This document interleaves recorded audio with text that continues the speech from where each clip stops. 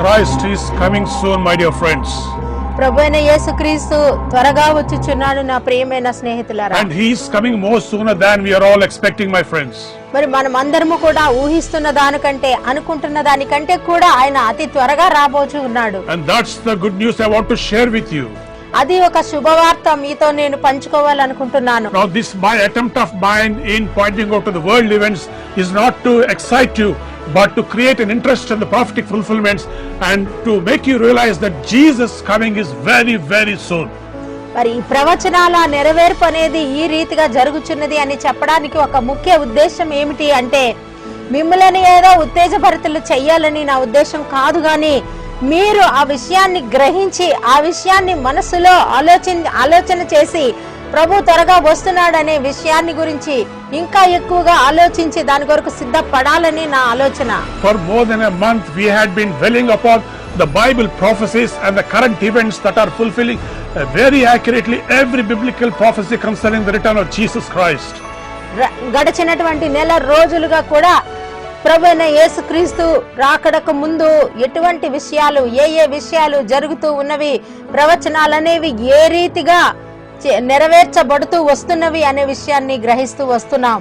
Now this program has been started with a vision and a burden to tell you that Jesus coming is very, very soon and that souls are perishing all over the world. We want to reach out to people and save as many people as possible from hellfire. ఈ ఒక కార్యక్రమం యొక్క ముఖ్య ఉద్దేశం ఏమిటి అంటే, ఈ ప్రపంచమంతటా గమనించినట్లయితే కోట్లాది మంది ప్రజలు నశించిపోతూ ఉన్నారు. గురి లేక, గమ్యం లేక జీవితాలు నాశనం చేసుకుంటూ ఉన్నారు. అటువంటి వారితో ప్రభువైన యేసుక్రీస్తు వారు తిరిగి వస్తున్నారు. ఆయన తన ప్రజల కొరకు వస్తున్నారని చెప్పి వారిని నరకం అనేటటువంటి అగ్ని గుండము నుండి వారిని రక్షించడానికి అనేక ఆత్మలను ప్రభు యొక్క రాకడ కొరకు సిద్ధపరచడం యొక్క ఉద్దేశమై ఉన్నది. ఆత్మలను రక్షించాలి, మనుషులను ప్రేరేపించాలి, వారిని ప్రభు వైపు పురుకొల్పాలి అనే ఉద్దేశము. Today I want to focus upon one subject that is called Israel. ఈ రోజు నేను ఒక అంశాన్ని గురించి లేవనెత్తబోతున్నాను, అది ఇజ్రాయేలు దేశము. Israel is one nation God loves so much. Israel దేశాన్ని దేవుడు ఎంతగానో ప్రేమించినటువంటి దేశం ఇది. The discussion on Israel and the meditation on Israel is so very crucial because Israel is the world's wall clock, prophecy wall clock. ఈ యొక్క ఇజ్రాయేలు దేశం గురించినటువంటి తప్పనిసరిగా ప్రవచనాల నెరవేర్పులో చెప్పవలసి ఉన్నది. ఎందుచేతను అంటే, ఈ ప్రపంచానికి అంతటికీ కూడా ఒక గడియారం లాగా పనిచేసేది ఏంటంటే ఇజ్రాయేల్ దేశంలో జరిగేటటువంటి సంఘటనలు. Israel points towards the second coming of Jesus Christ. Israel దేశము ప్రభు యొక్క రెండవ రాకడ గురించిన విషయాన్ని ధృవీకరిస్తూ ఉన్నది, చూపిస్తూ ఉన్నది. Israel is in the center of the world. Israel భూమధ్య భాగంలో ఉన్నది. And God has chosen Israel for his purposes.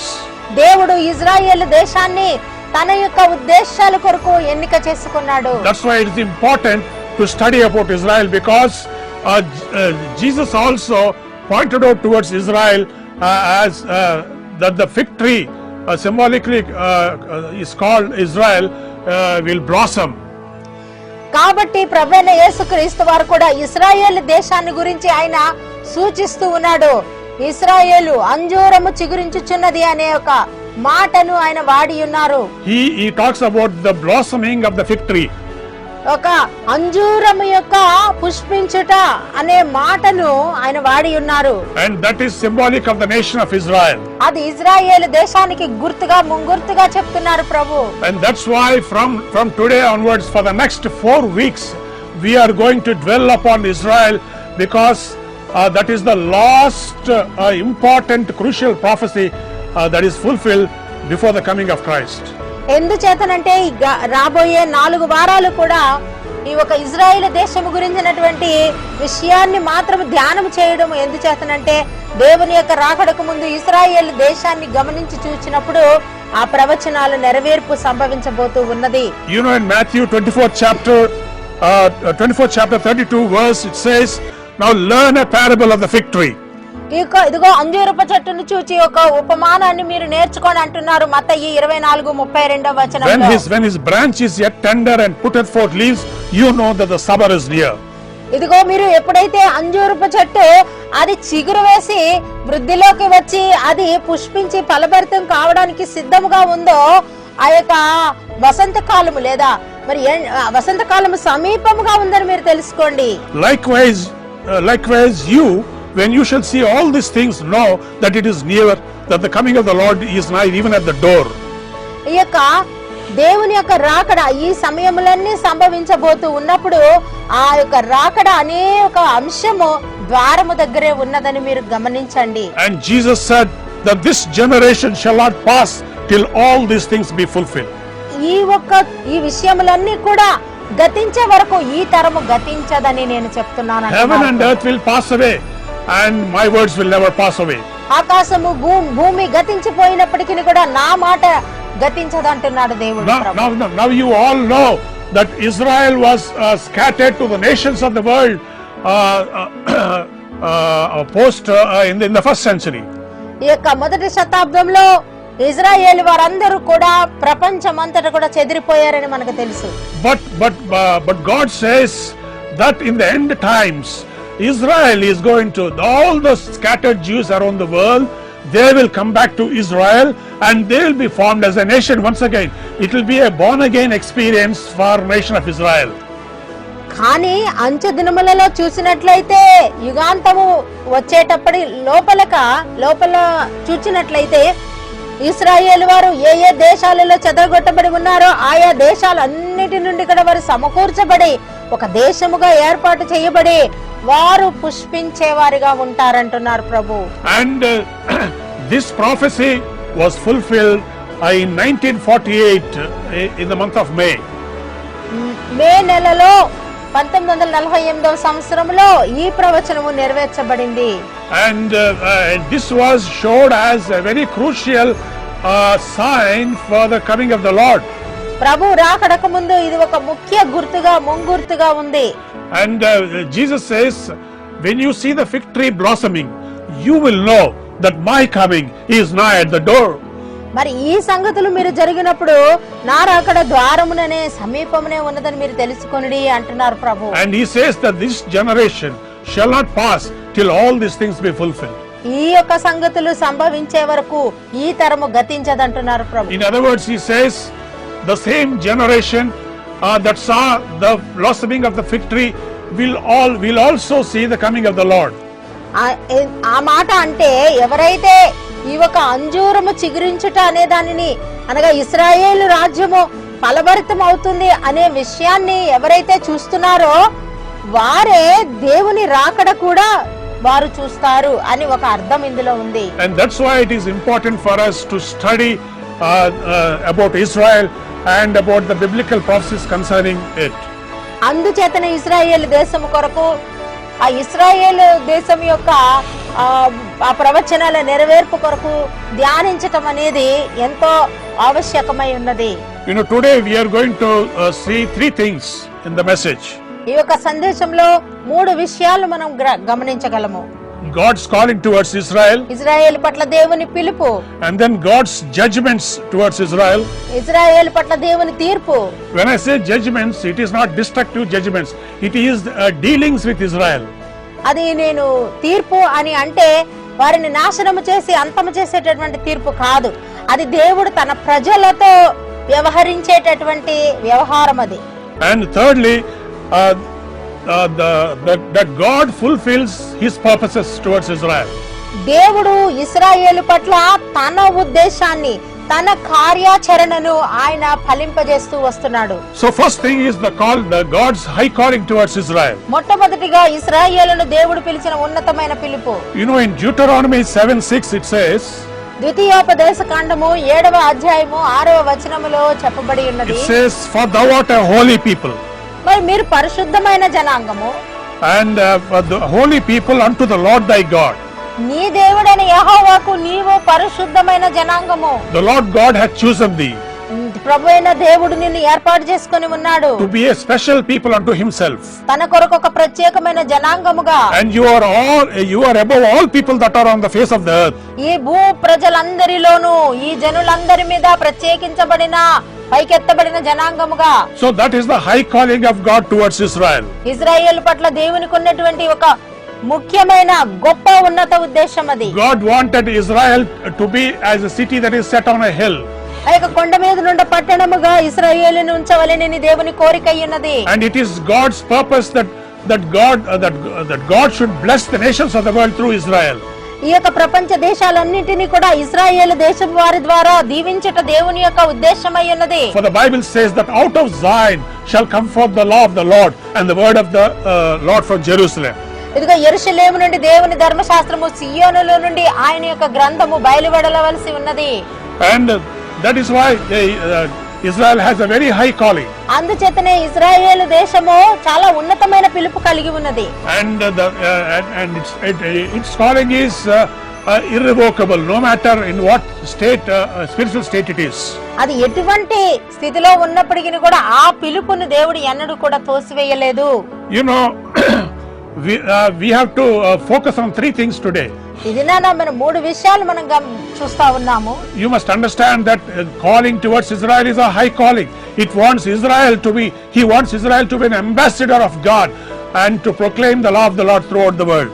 దేవుని యొక్క ముఖ్య ఉద్దేశం ఏమైనదంటే ఇశ్రాయేలు వారు దేవుని యొక్క ప్రతినిధులుగా ఈ భూమి మీద నిలబడి ఈ భూ జనాంగములన్నిటికీ కూడా యెహోవా దేవుడే దేవుడు అనేటటువంటి విషయాన్ని, ఆయన యొక్క ధర్మశాస్త్రాన్ని ఇచ్చినటువంటి దేవుడు, ఆయన కట్టడలను, ఆయన విధులను, ఆయన ఆజ్ఞలను ఇచ్చే దేవుడని చెప్పి వాటినన్నిటినీ భూజనులకు వివరించే దేశమని ఇజ్రాయేలుకు దేవుని ఉద్దేశం. And secondly, రెండవది, God has also called the church to be his lighthouse and to be his ambassadors on this earth. ఈ భూమి మీద రెండవదిగా చూసినట్లయితే దేవుడు తన సంఘాన్ని కూడా దేవుని యొక్క ప్రతినిధిగా, ఆయన యొక్క ప్రతినిధిగా ఈ భూమి మీద ఉండడానికి పిలుస్తున్నాడు. And thirdly, మూడవదిగా God has a very high calling for every believer who is part of the church. సంఘములో ఉన్న ఒక ప్రతి విశ్వాసి పట్ల కూడా దేవుడు ప్రతి ఒక్కరికి ఉన్నతమైన ఒక పిలుపును పెట్టి ఉన్నాడు. So God has a purpose for Israel, God has a purpose for the church, and God has a purpose for individual believers. దేవుడు ఇజ్రాయేలుకు ఒక పిలుపు కలిగి ఉన్నాడు, దేవుడు తన సంఘానికి ఒక పిలుపు కలిగి ఉన్నాడు, దేవుడు ప్రతి విశ్వాసి పట్ల కూడా దేవుడు ఒక పిలుపును కలిగి ఉన్నాడు. And my dear Christian friends and believer friends, నా ప్రియమైన క్రైస్తవ విశ్వాస సహోదర సహోదరులారా, you are no ordinary person. మీరు ఒక సామాన్య ప్రజ కాదు. It is time to set your accounts and to come back to God. ఈ యొక్క సమయంలో నీ యొక్క లెక్కలన్నీ కూడా సరిచూసుకుని దేవుని దగ్గరికి రావాల్సి ఉన్నది. And secondly, రెండవదిగా God's dealings with his children of Israel, God's dealings with his children in the church, and God's dealings with the Gentiles.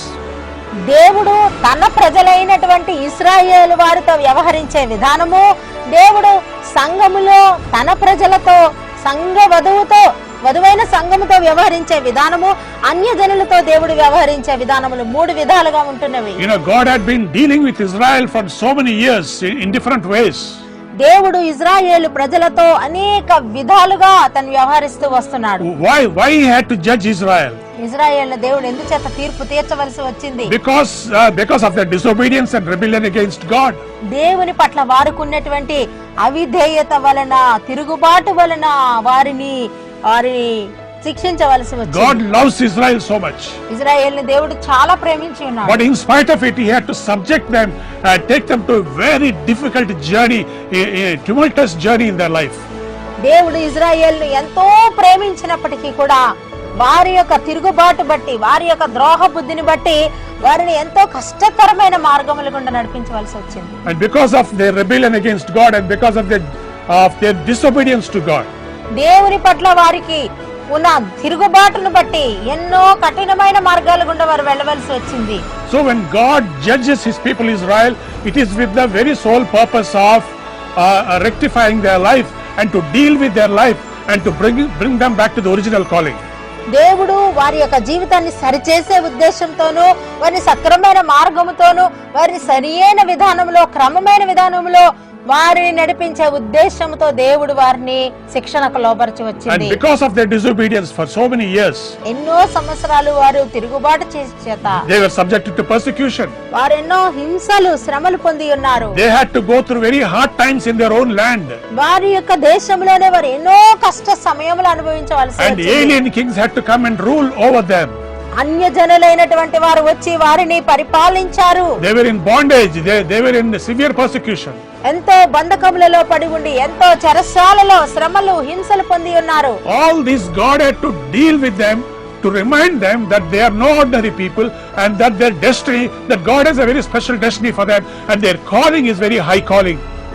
ఇవన్నీ కూడా ఎందుచేతనంటే దేవుడు వారిని పిలిచి ఉన్నాడని, వారి గురించి ఒక ప్రత్యేక తలంపు కలిగి ఉన్నాడని, వారి పట్ల ఆయనకున్న ఉద్దేశం ఎంతో గొప్పదని, ఇవన్నీ కూడా వారు గ్రహించాలని, గ్రహించి అందులో నడవాలని, సక్రమ మార్గంలో వాళ్ళు నిలబడాలనే ఉద్దేశంతో దేవుడు వారిని ఎన్నో పరీక్ష కఠిన శ్రమల గుండా కూడా నడిపించాడు. Also God is judging Israel and also those and other nations connected to them for one reason. దేవుడు ఆ ఇశ్రాయేలు వారిని మరి అనేక ఆ అన్యజనులైన వారిని కూడా వారితో సంబంధాలు కలిగి ఉన్న వారిని కూడా ఆయన కఠినంగా కూడా వ్యవహరించాడు, తీర్పులు పంపించాడు. ఎందుచేతనంటే God has given them a territory, a land on the north and the south and the east and the west, and God had given them a road map for the territory of Israel. Israel దేశానికి దేవుడు తూర్పు, పడమర, ఉత్తర, దక్షిణ అన్ని వైపులా కూడా దేవుడు వారికి ఒక సరిహద్దులను ఏర్పాటు చేసి ఉన్నాడు. But God was judging Israel because it has compromised on the territory that God had given them. ఎందుచేతనంటే దేవుడు వారికి ఇచ్చినటువంటి ఆ భూభాగం విషయంలో కూడా వారు రాజీ పడిపోయారు. They had recently in 1977, 1977వ సంవత్సరంలో when Jimmy Carter was president of America, అమెరికాకు జిమ్మీ కార్టర్ అనే ఆయన ప్రెసిడెంట్ గా ఉండగా he brokered a deal and made Israel to sign a peace deal that is called Land for Peace deal. Israel వారి చేత ఒక ఒప్పంద పత్రం రాయించి సంతకం పెట్టించాడు. అది ఏంటంటే శాంతి కొరకైనటువంటి ఒక ఒప్పందం. That is that Israel should vacate the territories it occupied or it claimed as its own from Egypt, from Golan Heights and from Syria and Lebanon. It had to withdraw all this and in the name of brokering peace. ఈ యొక్క శాంతి అనేటటువంటి పేరు మీద ఆ Golan ఆ యొక్క పర్వతాల దగ్గర నుండి, ఆ లెబనాన్ దగ్గర నుండి, ఆ సిరియా దేశం నుండి కూడా వారు వెళ్లిపోవాలని, వారు తమ భూభాగాన్ని వారు విడిచిపెట్టి రావాలనేటటువంటి ఒప్పందాన్ని ఆ ఒక అధ్యక్షుడు చేసి ఉన్నాడు. So God is judging America and Israel and other nations who are making the children of God compromise on what God had given them. దేవుడు వారికి ఇచ్చినటువంటి భూభాగమును వారు అందులోంచి వాళ్ళు తొలగిపోయేలాగా, వెళ్లిపోయేలాగా చేసినటువంటి ఆ యొక్క అటువంటి వారిని అందరినీ కూడా ఏ ప్రజలైతే మరి రాజీ పడి వెనక తిరిగారో వారందరినీ కూడా దేవుడు తీర్పుల పాలు చేశాడు. And thirdly, మూడవదిగా in this God's judgment is also for believers. మరి దేవుని యొక్క తీర్పు విశ్వాసులకు కూడా. God also, when I say God judges believers, again I say it is judgment means God's dealings with believers. మరి కూడా తీర్పు అనగానే దేవుడేదో తీర్పు తీర్చి వారిని నాశనం చేయాలి అనేది కాదు దేవుని ఉద్దేశం. దేవుడు వారితో వ్యవహరిస్తున్నాడు, వారిని ఒక క్రమశిక్షణలోనికి తెస్తున్నాడు, వారికి కొన్ని ప్రత్యేక పరిస్థితులు గుండా నడిచేలాగా చేసి వారు దేవుని విధానాలు నేర్చుకునేలాగా దేవుడు నడిపిస్తున్నాడు. Because many children of God went far away from God, went off the track of God's calling. దేవుడు యొక్క పిలుపును విడిచిపెట్టి దేవుని ఉద్దేశాన్ని లక్ష్య పెట్టకుండా మరిచిపోయి దానికి దూరంగా వెళ్లిపోయారు. ఎక్కడికో వెళ్లిపోతున్నటువంటి తన ప్రజలను, తన పిలుపు కలిగినటువంటి తన బిడ్డలను ఒక క్రమంలో పెట్టదలిచి దేవుడు వారిని క్రమశిక్షకు లోబరుస్తున్నాడు. My believer friend, have you ever thought about the tumultuous journey of life and problems and very difficult things that are happening in your life which you are unable to understand why you're going through them? What is happening in your life? Have you ever thought about it? నీ జీవితంలో నువ్వెన్నో కఠినమైన పరీక్షల గుండా, ఎన్నో శోధనల గుండా, శ్రమల గుండా నీవు తట్టుకోలేనటువంటి అనేక బాధలలో గుండా వెళ్ళినప్పుడు ఒక్కసారి నువ్వు ఆలోచించావా, దేనిని బట్టి పరిస్థితులు నాకు సంభవిస్తూ ఉన్నవి, దేనిని బట్టి ఇటువంటి స్థితిగతులు నాలో కలుగుచున్నవి, ఇంత వేదనకు బాధకు కారణం ఏమి అని ఎప్పుడైనా యోచించావా? God is committed to fulfilling his purposes.